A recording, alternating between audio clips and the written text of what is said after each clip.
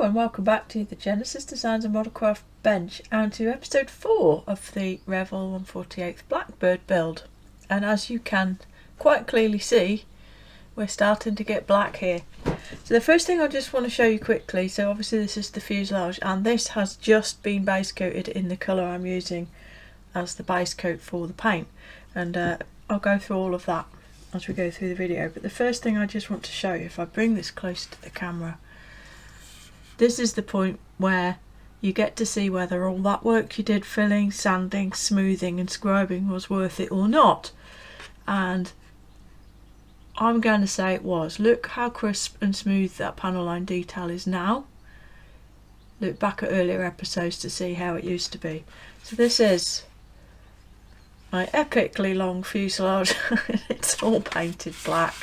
Underside also. Note that it does get damaged every time you put it down, which is kind of annoying, but there's not a lot of getting around that. So I'll put that out of the way before I smash it on something and break it.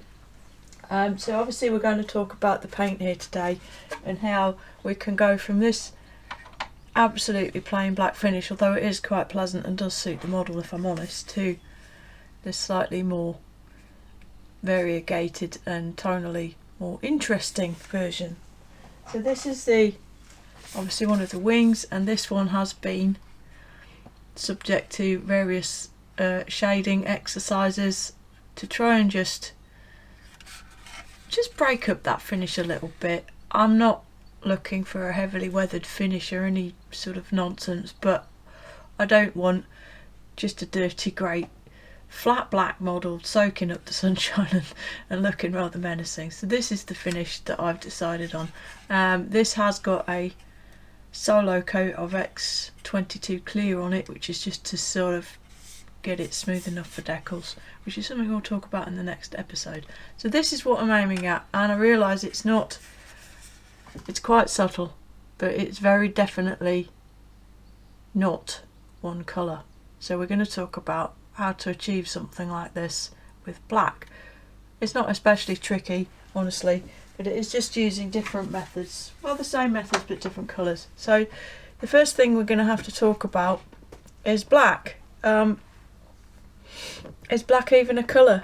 Artists will argue probably not, but what I did was, I've been collecting pots of black paint for a while now, because I thought I'd need quite a few, and bear in mind that the fuselage there took around about half a pot of Tamiya paint just to get that base colour on. So I'd been buying pots of black paint for a bit, because for some reason lately Tamiya supply has been a bit sketchy with things. But these are all the blacks, with the exception of this, which is clearly grey. XF1 flat black, pure straight ordinary just black. Lacquer paint 5, there is I think it's LP1 is the matte version of this. Again, it's just straight black. Then XF85 rubber black, and this is my default black for everything, pretty much everything that needs to be black. I actually use this colour, which is slightly less dark than pure black. Then you've got NATO black, XF69. I did think I might use this a bit, but it turns out not, and I'll show you why. And lastly, dark grey XF24, German grey nominally. These are the colours I started out looking at. So in order to help me see what I'd actually got there, I made myself a little spray out card. Now in a previous life, a long time ago, I was a paint and body specialist in the vehicle painting trade. I worked for a BMW garage, so I do have some understanding of paint, how to apply it and colours and all the rest of it because of that. So spray out cards are a completely common and normal part of spraying full-size vehicles. If you need to do a repair, you'll look up the colour of the vehicle, and then you'll produce a small batch of the colour and do a spray out card to sort of prove that the colour is matching or close to matching or not at all matching. So that's what I've done here. This is just a piece of white cardboard, it's nothing special, and I masked out strips, and over this white I've sprayed each of the colours mentioned, which are probably actually in the same order that they're laying on the table. So we've got XF24 right at the end, XF69, I can't read my own writing, XF85, XF1, LP5. Let's swap these around then. Okay, so they're in the same order as you see them on the mat. And this is the colour you'll actually get when sprayed on the model. And then at the end there you can see this darker stripe, and all that is I've sprayed VMS satin, this stuff, just over that one end to see how that influences the shade. And I think you can see that it really barely influences it at all, which is why it's such a good matte varnish, because you can even put it over black and it doesn't make it immediately go grey, which is really nice. So you can see here there's actually a reasonable amount of variance between these three middle colours. You can see that XF85 is considerably lighter than XF1, and that XF69 is lighter again, but what I hope you can also see is how green that looks. I think it's fair to say that XF69 is effectively a really dark green as opposed to a black, and I decided not to use it on this model because I felt that the green hue was not appropriate for the finish I wanted, so we can take that out of the equation. So looking at this, I thought really there's not enough variation in tone. Yes, you've got a lighter colour, a middle and a darker, but there's not much. They're all on the same sort of warmth value. So how do you change the hue of black? The obvious and simple answer is you put white in it, which is what happens here. It gives you grey. But what that also does is make the colour very cold, and again I didn't want that. So utilising experience from my previous life, I produced this spray out here. How to make black lighter without making it washed out and cool in hue. You actually add red. So on the left of this that you see here under my finger is XF85 and XF7, and it's about 50-50, and effectively it's almost now brown. But what you've got is that dark colour where the clear is over it again. You can see it's very dark, but it's warm. And then the opposite question, how do you make black darker? Well, to make black darker you add blue, and here is the same thing. This is XF85 and it's mixed with X3, which is a real dark blue, but any dark blue will do. You don't need to get hung up on which colours you mix in. And then underneath you've got a wide band of XF85 to show the unmodified colour, and you can clearly see how the addition of blue makes the black appear darker, while the addition of red makes it appear lighter. Look at the whole lot together. So by adding the blue to XF85, what we've effectively done really is ended up at actually at XF1. But there will be very slight tonal differences because we used blue. So these are the colours then that I'm working with.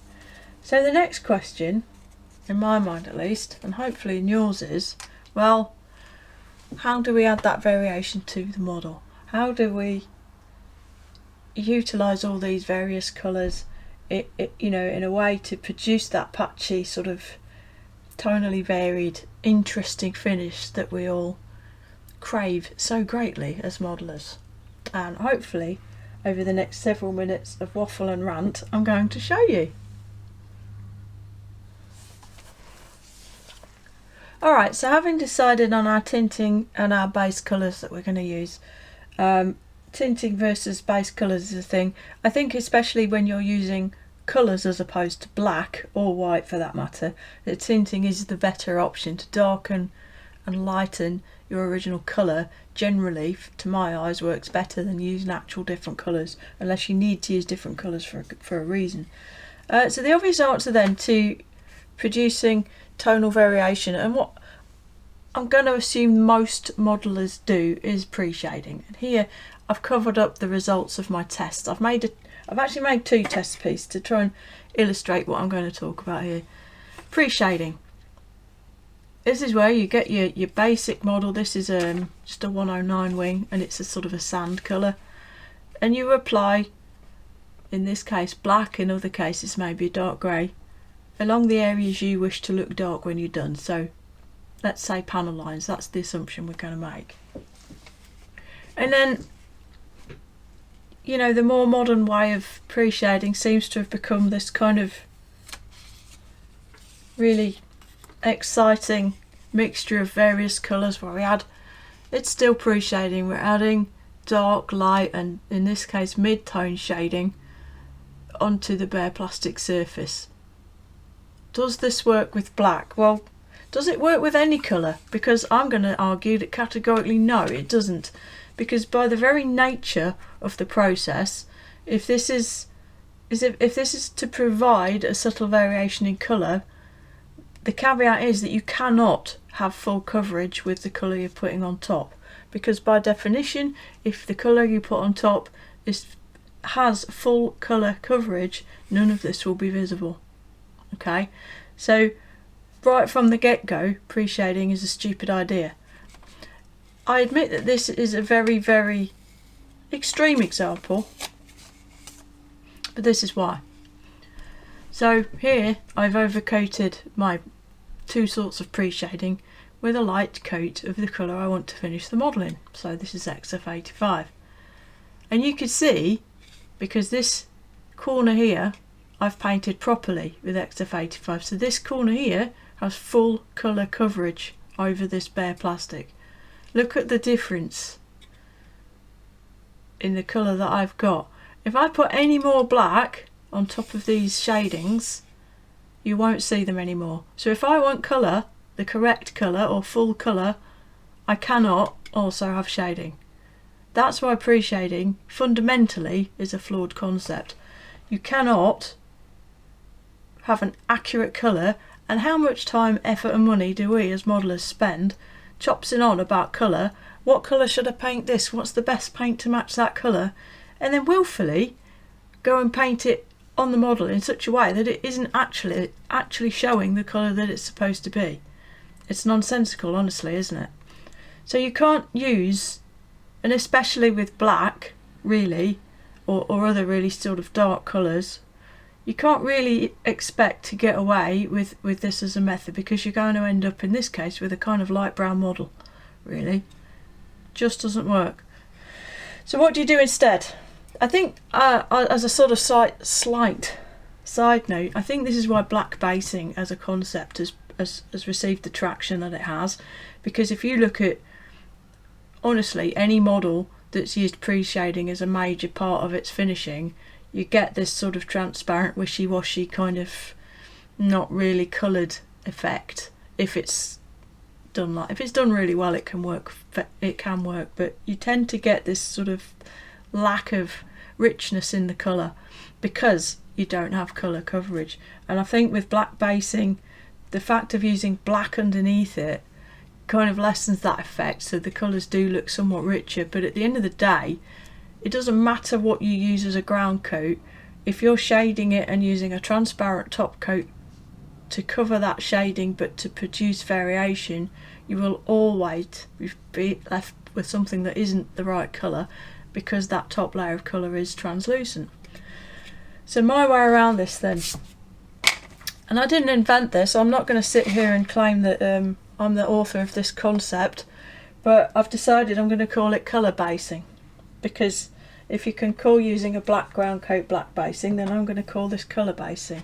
And again, this is quite an extreme example just to show the concept. So here's the other wing of this unfortunate 109, and I've done exactly the same thing, except this time I've applied a solid, fully covered coat, opaque coat of XF85. So I've started off with this, okay, and over the top of that I've added exactly the same shading that you can see here. So I've got dark areas. Shall I use my tweezers to point out? I've got dark areas These were created with LP5. I've got light areas using XF24, and I've got the brown here too.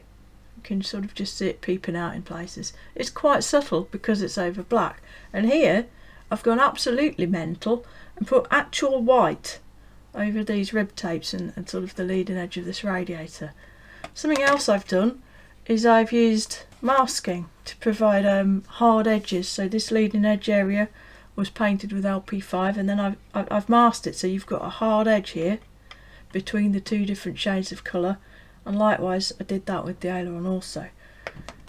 Look at the difference. So now I have a black finish which has got all sorts of tonal variation and interest in it, but it doesn't look translucent or wishy-washy in any way, shape or form, because it isn't, because the underlying colour is already there. Okay, see the difference? It's really quite dramatic, I think. And obviously this to me is still relatively extreme shading, but it's there to prove a point. And the beauty with this, using this method rather than full-on pre-shading, is, well, there are many obviously, but one of the really nice things about it is to produce shading like this.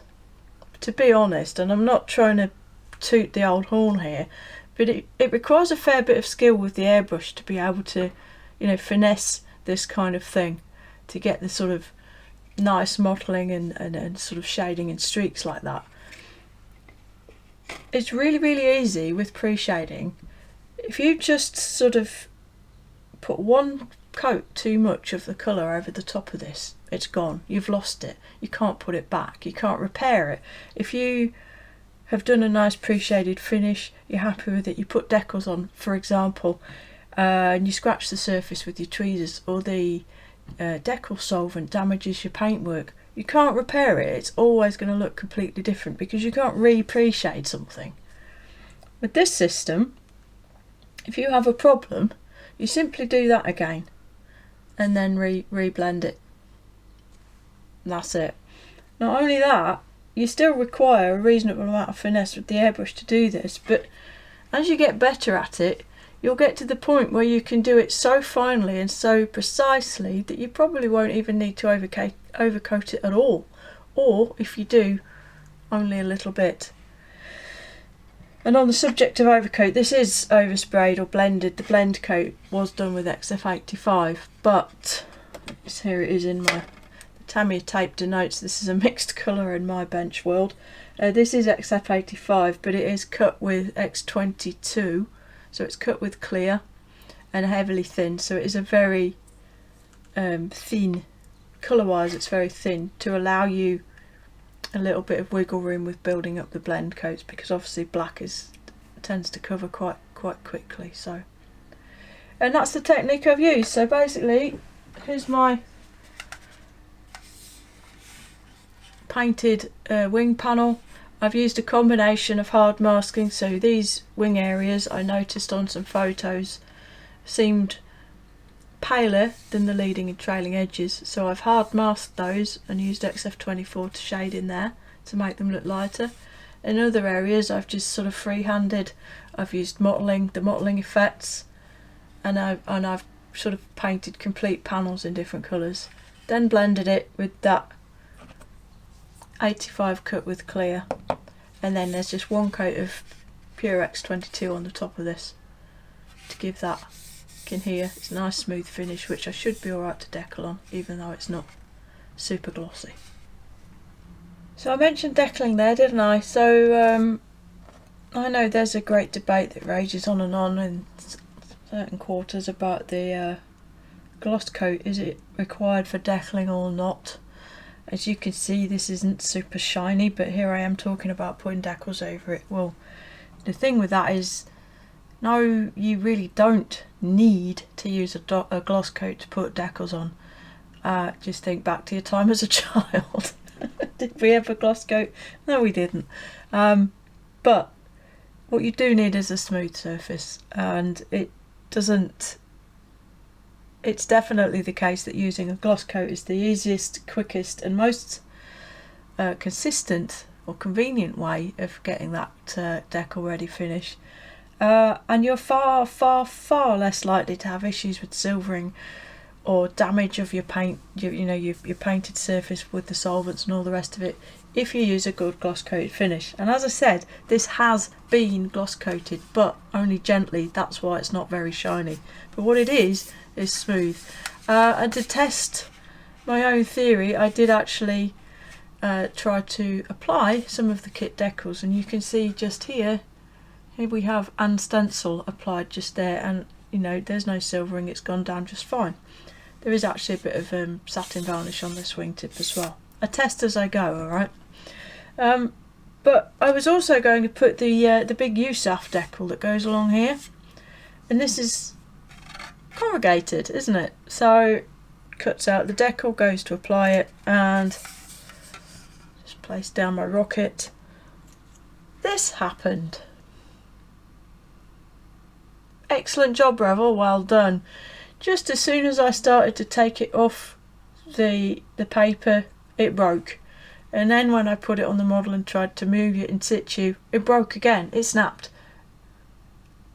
I continued with the snapped part to see if it was going to conform to the surface or just really be in any way usable, and honestly it just wasn't. So I took it off and I gave up, and that's why it's back on the page. So nice work, Revell, with your £90 kit with unusable decals. I give up. So I've gone out and bought these. This is a Caracal Models set, printed by Cartograph, obviously designed for the test stores kit, but there's nothing in here that I'm going to use that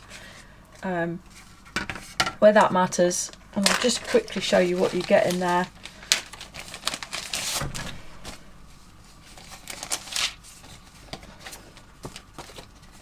Three full sheets, all your numbers, the colourful parts. So there's all kinds on here.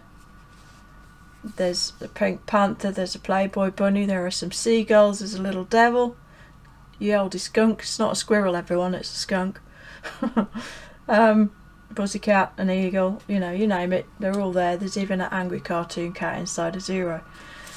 Standard numbers and some white artwork, and then stencils, markings, walkways, etc. Really comprehensive set, quite impressive. And the destructions got lots of handy notes in them, stencil placements, and where necessary, as I say, notations on what to use and where. And they've just gone to showing the tail fin of each one. I'm still going to be doing 17955 with the skunk, but there you go. It's a really great set. I got this from Hallants. I can't remember how much it was, but it was necessary, unfortunately, because the Revell decals, it turns out, are absolutely pants. And I'm not willing, I might be able to make them work, don't get me wrong, but I'm not willing to put that much time and effort into trying to make an inferior product work when I've already put so much time and effort into getting to this point, and there's a lot of risk of damaging and ruining the paintwork if you're using a lot of decal solutions. So I just thought, no, I'm going to go buy another sheet and have done with it. So there you go, that's going to be it for this episode. I'm not going to actually sit here and go through spraying a base coat. You've seen the fuselage at the beginning, that's the base coat, then shading it, then blend coating it, then gloss coating it. You all know how that's done. You've seen it in other videos of mine and everyone else's videos. And frankly, I don't like the noise that spraying makes on a video, so unless I have to do it, I'm just not going to. I think there'd be limited value in that. You've seen, let me get my test pieces, lots of footage here of my little 109G tests there to show my mental process, how I've worked out what I'm going to do. I've used test pieces to work out what I'm going to do. I've then tested the concept on this part before I've shot the video, so so that I know it works and I know I can get the finish I want. So that's how it was done. So I will leave it there. In the next episode, we'll pop these decals on and paint the engine, which has also been base coated black. and really just push it towards the finish point. So thanks very much for watching up to this point. Thank you for your support on the series so far. It's been quite good. If anybody wants to support the channel, then the Buy Me a Coffee link is there in the description of all my videos, and in fact on my About page as well, About tab, sorry, on the home page of the channel. So yeah, thanks very much. I'll look forward to seeing you next time, and I hope this was helpful. But for now, all that remains for me to say is look after yourselves, look after each other. Genesis out.